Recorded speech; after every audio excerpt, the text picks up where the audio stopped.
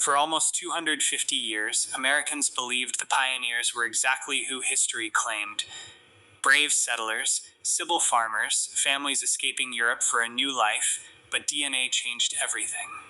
Because when scientists compared pioneer bloodlines to ancient European remains, they discovered patterns nobody expected: entire family lines connected to places they were never supposed to come from.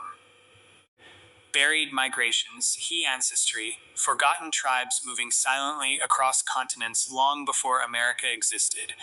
And one genetic marker appeared again and again in places separated by thousands of miles. No one expected what came next because the deeper researchers looked.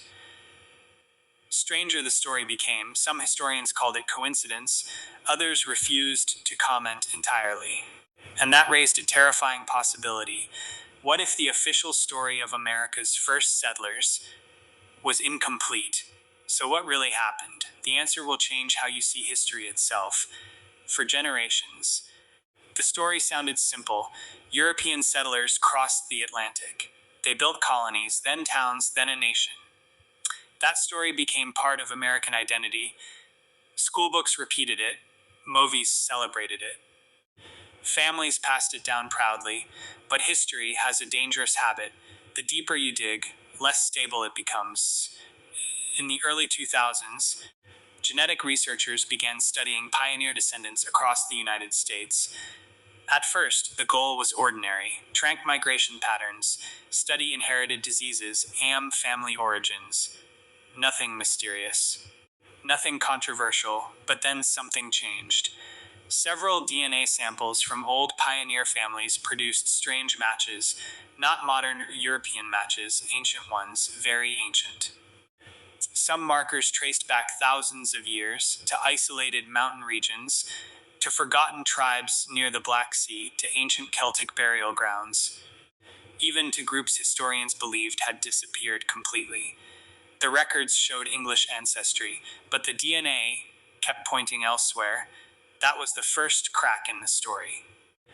And it only got worse from there, because researchers noticed another pattern. The same unusual genetic clusters appeared repeatedly in old frontier bloodlines: Virginia, Kentucky, Pennsylvania. The Appalachian Mountains, entire communities carried ancestry nobody talked about. And in some cases, families themselves seemed unaware. Old surnames had changed. Religious records vanished. Immigration documents contained gaps. Some family trees simply stopped, like someone had erased entire generations. This is where the story gets strange, because the mystery was no longer about migration. It became a question of identity. Who were these people really? Why did their DNA contradict official records? And why did so many early families hide their origins? The deeper scientists looked, more silence they encountered. Universities avoided certain conclusions. Historians argued endlessly. Genealogists received anonymous warnings online. Some called the theories dangerous, others called them impossible. But the evidence kept growing, and one discovery changed everything. A collection of preserved bones from an ancient European burial site was reanalyzed using modern DNA technology. The results matched living Americans, not just a few thousands. Suddenly, the timeline no longer made sense because some pioneer bloodlines appeared connected to migrations older than modern Europe itself. And that raised an impossible question. What exactly crossed the Atlantic? People, families, or something far older, hidden inside them? But the real story was buried much deeper. The year was 1607. The coast of Virginia looked untouched. Dense forests, black water rivers, mist hanging low above the trees. To European settlers, it felt like the edge of the world, but the land was already ancient. Long before the English arrived, countless civilizations had crossed these mountains and valleys. Some vanished quietly, others were erased violently, and some left almost no trace at all. The first settlers arrived starving, exhausted. Half dead from the Atlantic crossing, many never survived their first winter. Official records describe disease, hunger, conflict, civil hardship. But hidden inside those same records were details historians rarely discussed, descriptions of settlers who did not appear fully English, families with strange accents, unusual burial traditions, different physical features. Some colonists even described certain frontier communities as older than memory. No one understood what that meant, at least not then. One of the earliest clues appeared in isolated settlements near Appalachia. Travelers reported communities living deep in the mountains, people with European features, unfamiliar customs. They spoke broken dialects nobody recognized completely, not English, not Irish, not German, something older. Some wore symbols carved into silver. Others carried songs passed through generations without written language. The stories sounded absurd, so historians ignored them. But then researchers found church records. Tiny forgotten documents buried inside rural archives. Several pioneer families had changed their surnames upon arrival. Not slightly, completely, entire identities vanished between Europe and America. One family arrived under a French name. 5 years later, they appeared in records with an English one. Another family claimed Scottish ancestry. But genetic analysis later connected them to isolated Balkan populations. Nothing fit cleanly anymore. And then came the burial sites. In Pennsylvania, archaeologists uncovered old pioneer graves beneath a collapsed church foundation. Most appeared ordinary wooden coffins, rusting nails, religious symbols. But one grave stopped researchers immediately. The skeleton carried a rare genetic marker almost non-existent in Western Europe, yet nearly identical markers appeared later in Appalachian descendants. At first, scientists assumed contamination. A laboratory error. That explanation lasted 6 months until another excavation revealed the same pattern again and again. Different states, different graves, same ancient lineage. No one expected what came next. Researchers expanded the comparison database. Ancient Europe, Bronze Age remains, nomadic tribes, pre-Roman burials. Suddenly the connections exploded across the screen. Several American pioneer bloodlines matched populations historians barely understood, groups erased by conquest, migrating tribes swallowed by empires. People who disappeared from written history centuries before Columbus, and that created a terrifying historical problem. If these bloodlines survived, how did they reach America? Officially, most pioneer ancestry came from recent European migration, 17th century, 18th century, Sybil timelines, Sybil records. But DNA told another story entirely, one far older, one far messier. Some researchers believed the explanation was hidden assimilation. Ancient populations absorbed into later European societies. That seemed reasonable until the isolation patterns appeared. Certain mountain communities in America preserved ancient markers at unusually high levels, almost like genetic time capsules, cut off from the outside world, protected.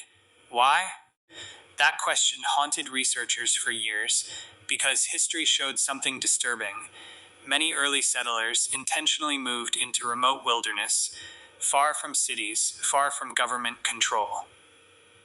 Far from questions, why would entire families disappear into dangerous mountain territory voluntarily?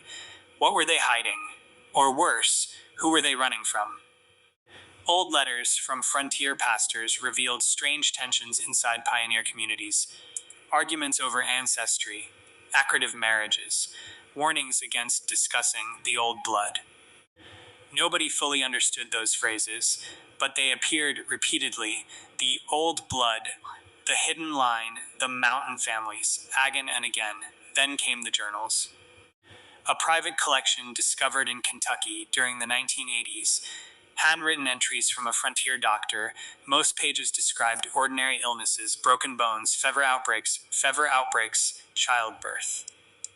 But several entries mentioned isolated families, refusing medical treatment entirely, not from fear, from secrecy. The doctor described unusual physical traits shared across generations. Pale eyes, distinct bone structures, rare blood conditions, and one sentence terrified later historians: they marry only among themselves. That line changed everything. Because genetic isolation preserves ancient ancestry.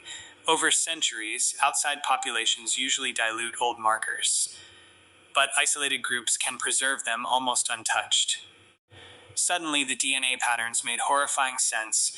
Some pioneer communities had remained genetically isolated for generations, intentionally, quietly, almost invisibly, and that raised another question. How long had they been preserving those bloodlines? Researchers turned back toward Europe searching for answers. What they found shocked everyone. In remote regions of Eastern Europe, archaeologists uncovered ancient graves carrying identical markers.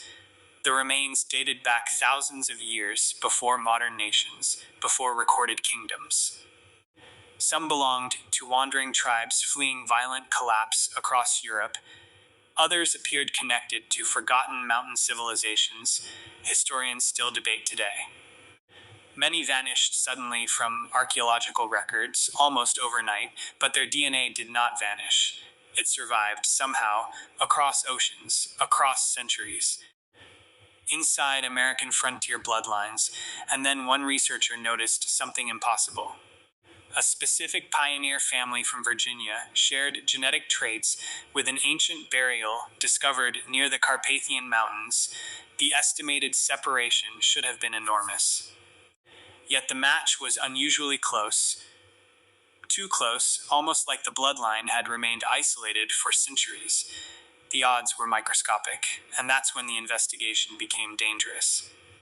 Because once scientists started tracing hidden ancestry, they began uncovering hidden migrations too.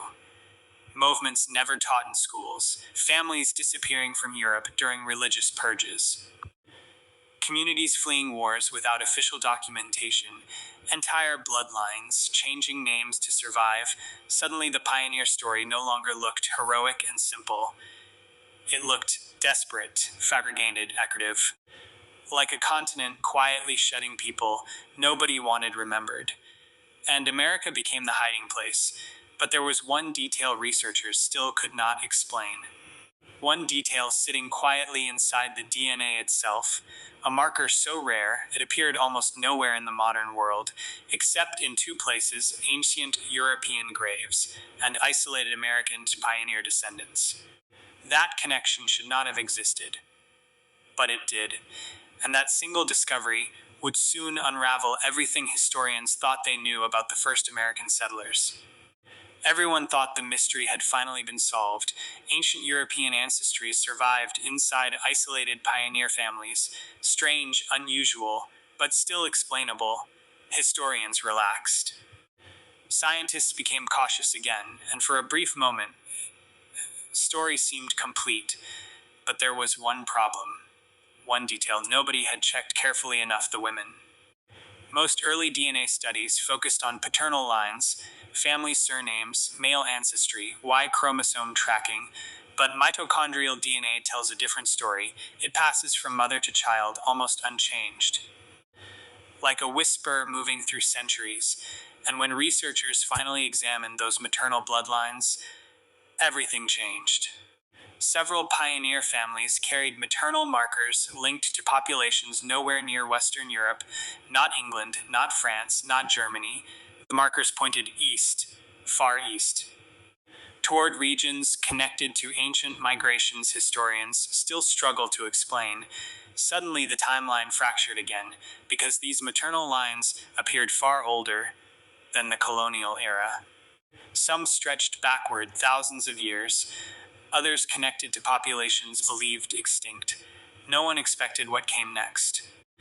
Researchers cross-checked burial remains from ancient Europe with living descendants across Appalachia, and the American frontier.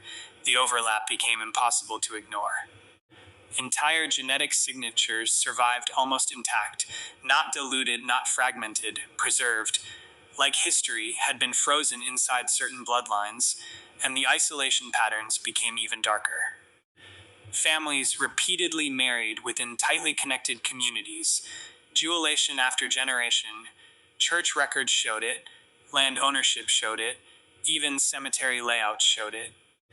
Specific families buried beside each other for centuries, almost like they were protecting something or protecting themselves. Then researchers uncovered migration maps hidden inside shipping archives from the 1700s.